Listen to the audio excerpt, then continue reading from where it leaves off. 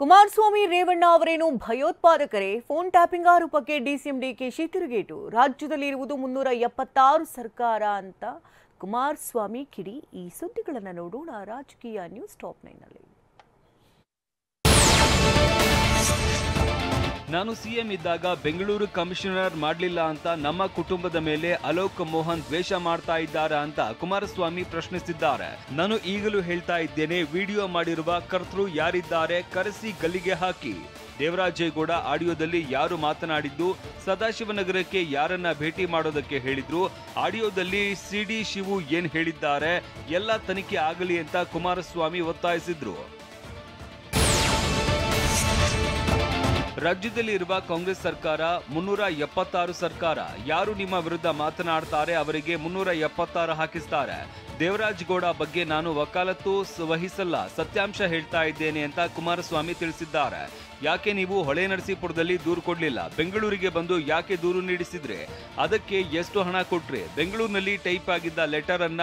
ನಿಮ್ಮ ಉಬ್ಬಿದ ರಕ್ತನಾಳಗಳ ಸಮಸ್ಯೆಗೆ ಎವಿಸ್ ಆಸ್ಪತ್ರೆಯಲ್ಲಿ ಕೇವಲ 30 ನಿಮಿಷದ ಲೇಸರ್ ಚಿಕಿತ್ಸೆಯೊಂದಿಗೆ ಮುಕ್ತಿ ಹೊಂದಬಹುದು. ಹೆಚ್ಚಿನ ವಿವರಗಳಿಗಾಗಿ ಸಂಪರ್ಕಿಸಿ 8088837300. ಹೊಳೆನರಸೀಪುರ ಠಾಣೆಗೆ ಕಳಿಸಿದ್ದೀರಾ ಹೇಳಿ ಸಿಡಿ ಶಿವು ಅಂತ ಕುಮಾರಸ್ವಾಮಿ ಕಿಡಿಕಾರಿದ್ದಾರೆ. ಈ ಸರ್ಕಾರ ಸೆಕ್ಷನ್ 376 ಸರ್ಕಾರ ಅಂತ ಒಂದು ಹೇಳಬೇಕು. ಇವರ ವಿರುದ್ಧ ಯಾರು ಮಾತಾಡಿದ್ರು ಹಾಕು 376 ಸೆಕ್ಷನ್ ಅಲ್ವೇ?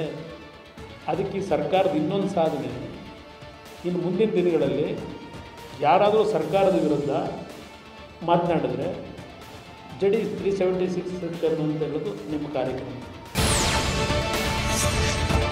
ನಮ್ಮ 45 ಜನರ ಫೋನ್ ಟ್ಯಾಪಿಂಗ್ ಆಗ್ತಾ ಇದೆ ಅಂತ ಕುಮಾರಸ್ವಾಮಿ ಆರೋಪಕ್ಕೆ ಡಿಸಿಎಂ ಡಿಕೆ ಶಿವಕುಮಾರ್ ತಿರುಗೇಟು ನೀಡಿದ್ದಾರೆ. ನಿನ್ನೆ ಕುಮಾರ ಪಾರ್ಕ್ ಅತಿಥಿ ಗೃಹದ ಬಳಿ ಮಾಧ್ಯಮಗಳ ಜೊತೆ ಮಾತನಾಡಿದ ಡಿಕೆಶಿ, ಫೋನ್ ಟ್ಯಾಪ್ ಮಾಡೋದಕ್ಕೆ ಕುಮಾರಸ್ವಾಮಿ ರೇವಣ್ಣ ಅವರೇನು ಭಯೋತ್ಪಾದಕರೇ? ಫೋನ್ ಟ್ಯಾಪ್ ನಂತಹ ಮುಟ್ಟಾಳತನದ ಕೆಲಸವನ್ನ ನಮ್ಮ ಸರ್ಕಾರ ಮಾಡೋದಿಲ್ಲ ಅಂತ ಡಿಸಿಎಂ ಡಿಕೆ ಶಿವಕುಮಾರ್ ಅವರು ಹೇಳಿದ್ದಾರೆ. ಯಾರು ಅಂತ ಮುಟ್ಟಾಳ ಕೆಲಸಕ್ಕೆ ನಮ್ಮ ಸರ್ಕಾರ ಹೋಗುದಿಲ್ಲ. ಅಂತ ಮುಟ್ಟಾಳ ಕೆಲಸಕ್ಕೆ ಕಾಂಗ್ರೆಸ್ ಸರ್ಕಾರ ಯಾವ ಟ್ಯಾಪು ಮಾಡೋಂಥ ಅವಶ್ಯಕತೆನೂ ಇಲ್ಲ. ಭಯೋತ್ಪಾದಕರ ಫೋನ್ ಅನ್ನ ಅನುಮತಿ ಪಡೆದು ಟ್ಯಾಪ್ ಮಾಡಲಾಗುತ್ತದೆ. ಇವರು ನಮ್ಮ ರಾಜ್ಯದ ನಾಯಕರು, ಇವರ ಫೋನ್ ಟ್ಯಾಪ್ ಮಾಡುವ ಅವಶ್ಯಕತೆ ನಮ್ಮ ಸರ್ಕಾರಕ್ಕಿಲ್ಲ ಅಂತ ಮಾಜಿ ಸಿಎಂ ಕುಮಾರಸ್ವಾಮಿ ಆರೋಪಕ್ಕೆ ಡಿಕೆಶಿ ಪ್ರತಿಕ್ರಿಯಿಸಿದ್ದಾರೆ. ಕೇವಲ ಪ್ರಚಾರಕ್ಕಾಗಿ ಕುಮಾರಸ್ವಾಮಿ ಇಂತಹ ಸುಳ್ಳು ಆರೋಪ ಮಾಡ್ತಾ ಇದ್ದಾರೆ ಅಂತ ಡಿಕೆಶಿ ವಾಗ್ದಾಳಿ ನಡೆಸಿದ್ರು. ಏನ್ ಅವ್ರೇನ ಟೆರರಿಸ್ಟ್ಗಳಿಗಾದ್ರೆ ಪರ್ಮಿಷನ್ ತಗೊಂಡು ಮಾಡ್ತಾರೆ. ಅವರು ನಮ್ಮ ರಾಜ್ಯದ ನಾಯಕರುಗಳು, ಅವ್ರಿಗೆ ಯಾಕೆ ಟ್ಯಾಪ್ ಮಾಡಕ್ ಹೋಗ್ತಾರೆ? ಸುಳ್ಳು, ಸುಮ್ಮನೆ ಪ್ರಚಾರಕ್ಕೋಸ್ಕರ ಮಾತಾಡ್ತಾರೆ.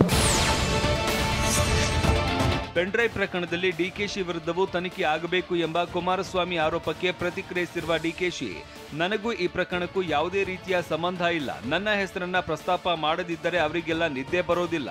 ಉಪ್ಪು ತಿಂದವರು ನೀರು ಕುಡಿಯಬೇಕು ಅಂತ ಕುಮಾರಸ್ವಾಮಿ ಅವರೇ ಹೇಳಿದ್ದಾರೆ. ಕಾನೂನು ತನ್ನ ಕ್ರಮ ತೆಗೆದುಕೊಳ್ಳುತ್ತದೆ, ಈ ಬಗ್ಗೆ ನಾನು ಹೆಚ್ಚು ಮಾತನಾಡೋದಿಲ್ಲ ಅಂತ ಹೇಳಿದ್ರು. ನನಗೆ ಅದಕ್ಕೂ ಯಾವ ತರದ ಸಂಬಂಧ ಇಲ್ಲ.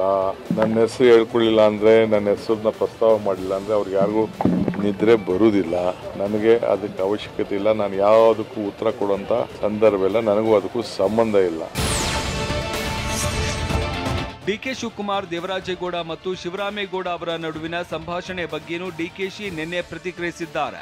ನಾನು ಯಾರ ಜೊತೆನೂ ಮಾತನಾಡಬಾರದು, ಮಾತನಾಡಿಲ್ಲ. ನಾನೊಬ್ಬ ರಾಜಕಾರಣಿ. ನನ್ನನ್ನ ಭೇಟಿ ಮಾಡೋದಕ್ಕೆ ಬಿಜೆಪಿ, ಜೆಡಿಎಸ್ ಸೇರಿದಂತೆ ಎಲ್ಲಾ ಪಕ್ಷದ ಕಾರ್ಯಕರ್ತರು ಬರ್ತಾರೆ. ಅವರು ಬಿಜೆಪಿಯವರು ನನ್ನ ಭೇಟಿಗೆ ಸಮಯ ಕೇಳಿದ್ರು, ನಾನು ಕೊಡ್ಲಿಲ್ಲ.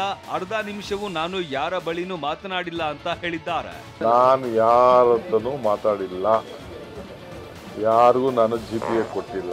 ನನ್ನ ಹತ್ರ ಬಂದು ಭೇಟಿ ಮಾಡಬೇಕು ಅಂತ ಟೈಮ್ ಕೇಳಿದ್ರು, ನಾನು ಟೈಮ್ ಕೊಡಲಿಲ್ಲ. ಬಂದರು 1 ನಿಮಿಷ, ಯಾರ ಹತ್ರನೋ ಅರ್ಧ ನಿಮಿಷನೂ ನಾನು ಮಾತಾಡಿಲ್ಲ. ನಿನ್ನೆ ಆಡಿಯೋ ಬಗ್ಗೆ ಪ್ರಸ್ತಾಪಿಸಿದ್ದ ಕುಮಾರಸ್ವಾಮಿ, ನನ್ನನ್ನ HDK ಬ್ರದರ್ ಸ್ವಾಮಿ ಅಂತ ಕಾಂಗ್ರೆಸ್ನವರು ಕರೀತಾರೆ. ಸಿಡಿ ಶಿವು ಅವರದ್ದು ನಿನ್ನೆ ಕ್ಲಿಪ್ಪಿಂಗ್ ಬಂತಲ್ಲ, ಈಗ ಯಾಕೆ ಯಾರು ಮಾತನಾಡ್ತಾ ಇಲ್ಲ ಅಂತ ವಾಗ್ದಾಳಿ ನಡೆಸಿದ್ರು. ಇದಕ್ಕೆ ಪ್ರತ್ಯುತ್ತರ ಕೊಟ್ಟಿರುವ ಡಿಕೆ, ನನ್ನ ಹೆಸರೇಳದಿದ್ರೆ ಅವರಿಗೆ ನಿದ್ರೆ ಬರಲ್ಲ ಅಂತ ಹೇಳಿದ್ದಾರೆ. ಸಿಡಿ ಶಿವ ನನ್ನ ಕಾಂಗ್ರೆಸ್ನವರು ಹೇಳ್ತಾರೆ, ಬ್ರದರ್ ಸ್ವಾಮಿ ಅಂತ. ಬ್ರದರ್ ಸ್ವಾಮಿ ಪೆನ್ಡ್ರೈವ್ ಹೇಳಿ.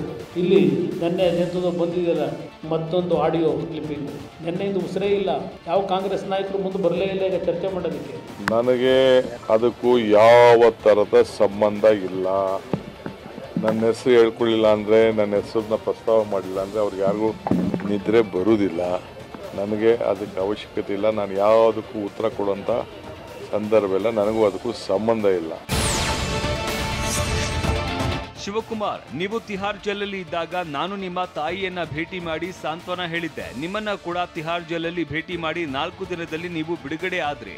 ಈಗ ನೀವು ಏನ್ ಮಾಡ್ತಾ ಇದ್ದೀರಿ? ಸಿದ್ದರಾಮಯ್ಯ ಅವರು ನಮ್ಮ ಪಕ್ಷದಲ್ಲಿ ಇದ್ದಾಗ ನಮ್ಮ ತಾಯಿ ಕೈಯಿಂದ ಅನ್ನ ತಿಂದಿದ್ದೀರಾ? ತಾಯಿಯ ನೋವು ಏನು ಅಂತ ಗೊತ್ತಿದೆ ಅಂತ ಕುಮಾರಸ್ವಾಮಿ ಹೇಳಿದ್ರು. ಈ ಮಾತಿಗೆ ಪ್ರತಿಕ್ರಿಯಿಸಿದ ಡಿಕೆಶಿ, ನನಗೂ ಅಯ್ಯೋ ಅನಿಸ್ತಾ ಇದೆ ಅಂತ ವ್ಯಂಗ್ಯವಾಡಿದ್ರು. ನಾವು ಜೈಲಲ್ಲಿ, ತಿಹಾರ್ ಜೈಲಲ್ಲಿ, ನೀವು ಜೈಲಲ್ಲಿದ್ದಾಗ ನಿಮಗೆ ಜನ್ಮ ಕೊಟ್ಟ ತಾಯಿ, ನಾನು ಹೋಗಿ ಆ ತಾಯಿಗೆ ಸಾಂತ್ವನ ಹೇಳ್ಬೋದು.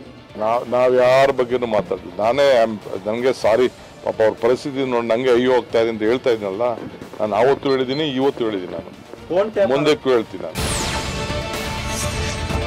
ಪೆನ್ಡ್ರೈವ್ ಪ್ರಕರಣದ ಸೂತ್ರಧಾರ ಡಿಕೆ ಶಿವಕುಮಾರ್, ದೇವರಾಜೇಗೌಡ ಜೊತೆಗಿನ ಆಡಿಯೋ ಸಂಭಾಷಣೆಯಲ್ಲಿ ಇದು ಬಯಲಾಗಿದೆ ಎಂಬ ಪ್ರತಿಪಕ್ಷಗಳ ಆರೋಪಕ್ಕೆ ಮುಖ್ಯಮಂತ್ರಿ ಸಿದ್ದರಾಮಯ್ಯ ತಿರುಗೇಟು ನೀಡಿದ್ದಾರೆ. ಡಿಕೆ ಶಿವಕುಮಾರ್ ಮಾತನಾಡಿದ್ದಾರೆ ಎನ್ನಲಾದ ಆಡಿಯೋ ಬಗ್ಗೆ ದಾಖಲೆ ಇದೆಯಾ ಅಂತ ಪ್ರಶ್ನಿಸಿದ್ದಾರೆ. ಆಡಿಯೋ ಯಾರು ಲೀಕ್ ಮಾಡೋ ಎವಿಡೆನ್ಸ್ ಏನ್ರಿ ಇದೆ? ಏನು ಎವಿಡೆನ್ಸ್ ಯು ಹ್ಯಾವ್? ಅಥವಾ ಅಲಿಗೇಷನ್ ಮಾಡಿರೋರಿಗೆ ಎವಿಡೆನ್ಸ್ ಇದೆಯಾ? ಏನು ಹೇಳ್ತಾರೆ ಅಷ್ಟೇ.